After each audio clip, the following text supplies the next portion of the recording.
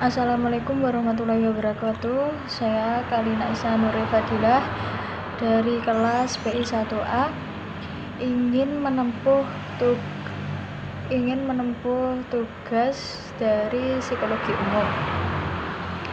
Di sini saya akan menjelaskan tentang proses terjadinya lupa.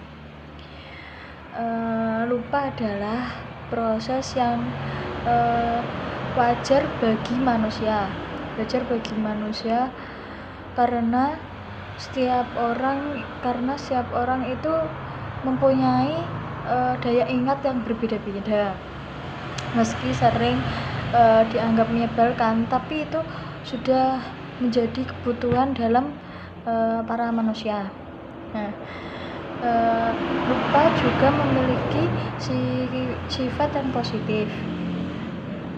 Lupa berfungsi juga sebagai membantu manusia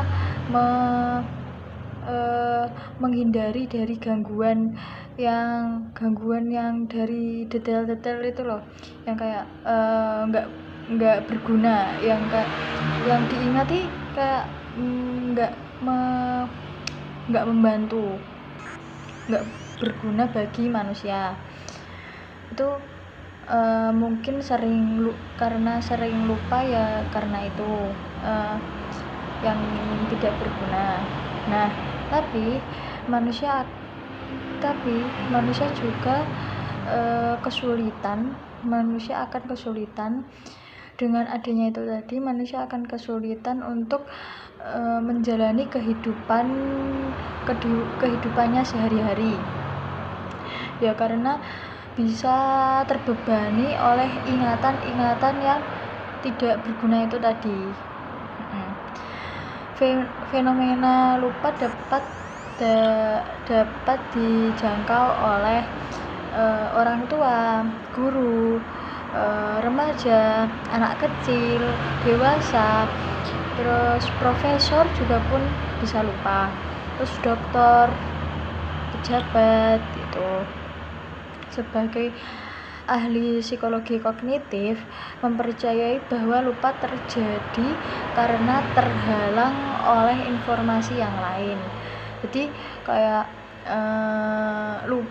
lupa itu tadi itu karena terhalang oleh adanya yang masuk, ingatan yang ingin masuk untuk mengingat gitu loh. Nah, pokok kayak gitulah. Nah, terus selanjutnya proses lupa itu ada empat, yaitu jejak memori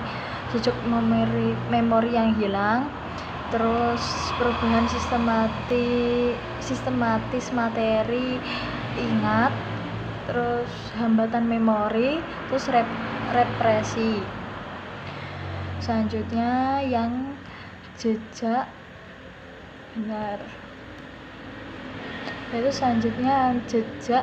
memori yang hilang karena tidak digunakan. Seperti halnya informasi yang tersimpan di otak dapat terlupakan jika tidak pernah digunakan. Jadi informasi yang tersimpan di otak itu tadi, jika tidak digunakan akan menjadi lama-lama akan menjadi lupa gitu, karena sering tidak digunakan. Contohnya seperti materi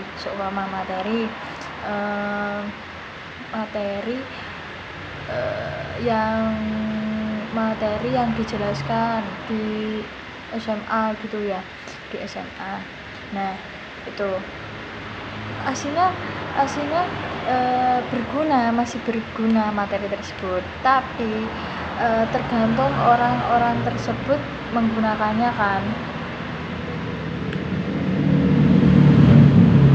Nah, tergantung orang-orang itu bisa menggunakan materi tersebut apa enggak, maksudnya mengingat materi tersebut. Tapi ya kadang-kadang juga sekarang itu adanya materi masuk, nanti pulang sudah lupa gitu. Terus proses metabolisme otak secara perlahan menghapus jejak materi tersebut sehingga tidak bisa diingat kembali. Nah, hingga akhirnya tidak bisa diingat kembali karena sudah lupa, hilang begitu saja karena tidak diingat. Oke, selanjutnya yaitu perubahan sistematis materi ingatan, yaitu ada 3, yaitu penghalusan, penegasan, sama asimilasi.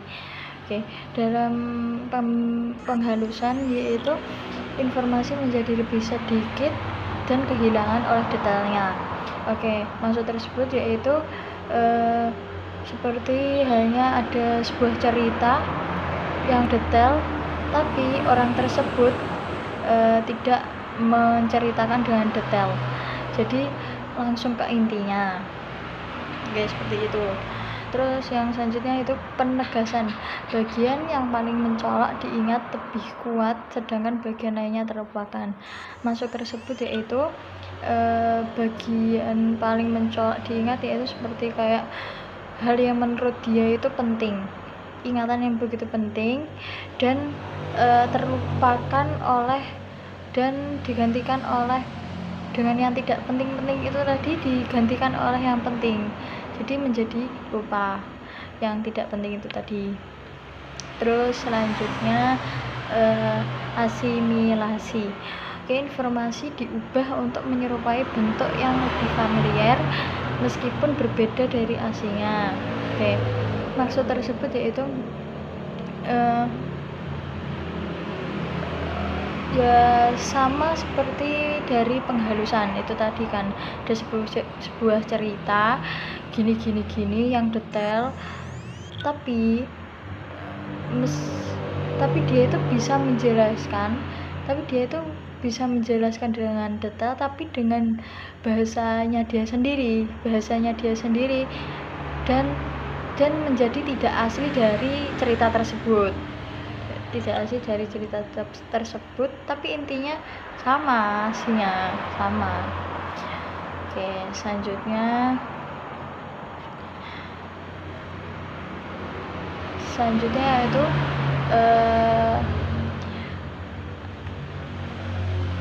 hambatan memori. Hambatan memori itu ada 2, yaitu hambatan retroaktif dan hambatan proaktif.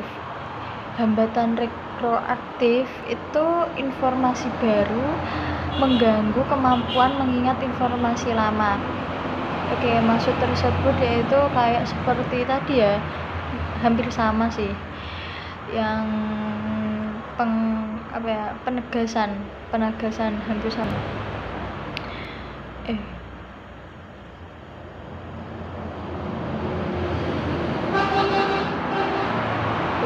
Hampir sama yang penegasan. Jadi ya sama ya kayak tadi, dia mendapatkan informasi baru dan akan diterkan oleh maksudnya dia mendapatkan informasi lama tapi digantikan oleh informasi baru. Terus selanjutnya yaitu hambatan proaktif. Itu adalah informasi lama menghalangi masuknya informasi baru ke dalam memori. Nah, ini seperti kebalikannya ya. Yang menjadi penghalang itu informasi lama. Informasi lama. Informasi lama itu tidak ingatan lama itu tadi tidak bisa tidaknya menjadi masuk informasi yang baru. Jadi dia itu kayak seperti masih mengingat yang lama, kayak kenangan buruk gitu, yang menjadikan informasi baru itu tadi tidak bisa masuk ke dalam otak, kayak intinya kayak ngeblank, tidak fokus. Nah, itu selanjutnya Oke, selanjutnya yaitu represi. Represi adalah lupa disengaja. Dilakukan untuk menghindar kenangan traumatik atau menyakitkan. Represi ini terjadi secara tidak sadar untuk melindungi ego. Oke, maksud tersebut yaitu represi lupa disengaja ya. Jadi kayak ingatan tersebut ingin seorang manusia itu tadi ingin melupakan ingatan tersebut. Jadi harus disengaja kan ya, bukan kayak tidak disengaja, harus disengaja. Seperti kayak contohnya seperti kayak lagi diputusin gitu ya, lagi diputusin. Jadi kan kenangan buruk ya, selalu keingat. Nah, maka dari itu nggak keingat, agar tidak keingat itu kita harus dengan cara represi itu tadi, dengan melupakan dengan sengaja dan agar mendapatkan informasi-informasi yang baru yang bisa kita ingat dan kita bisa menjadi fokus gitu loh, bisa menjadi fokus lagi. Jadi agar kita ini tidak merugikan dirinya kita sendiri. Kenapa kok mengingat kenangan-kenangan buruk itu tadi, ya kan? Itu tadi. Represi ini terjadi secara tidak sadar, oke, untuk melindungi ego. Jadi represi ini itu secara halnya itu tidak sadar,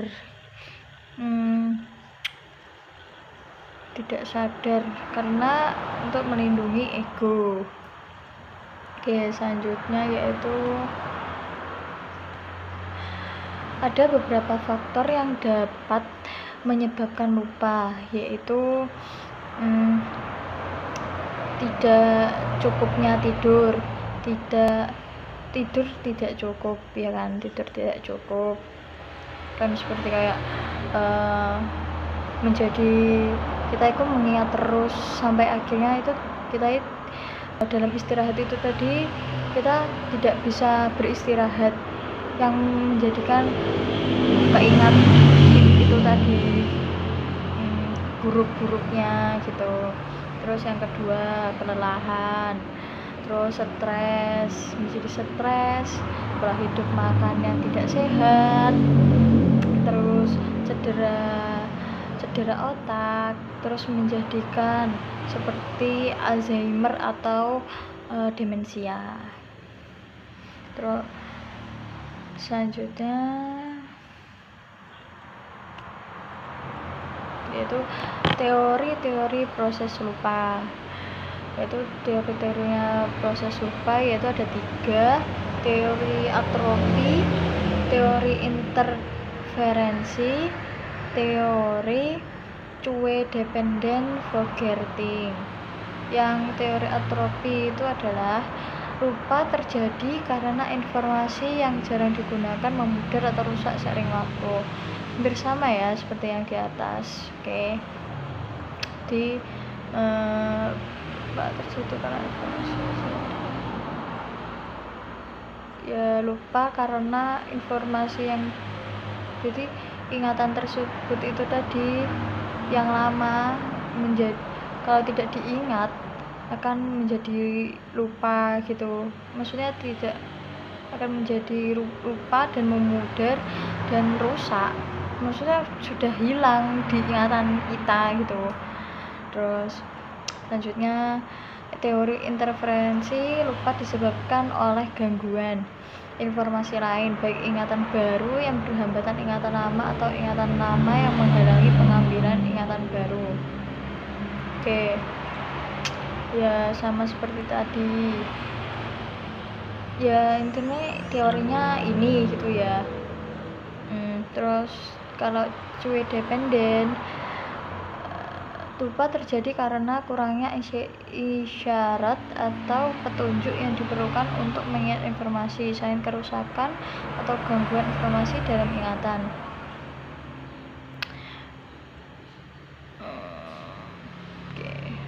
Oke. Sekian dari saya. Apabila ada kekurangannya mohon maaf ya Pak, emang ini masih belajar. Oke, saya mengucapkan terima kasih, semoga bisa menjadi terbaik buat Bapak. Assalamualaikum warahmatullahi wabarakatuh.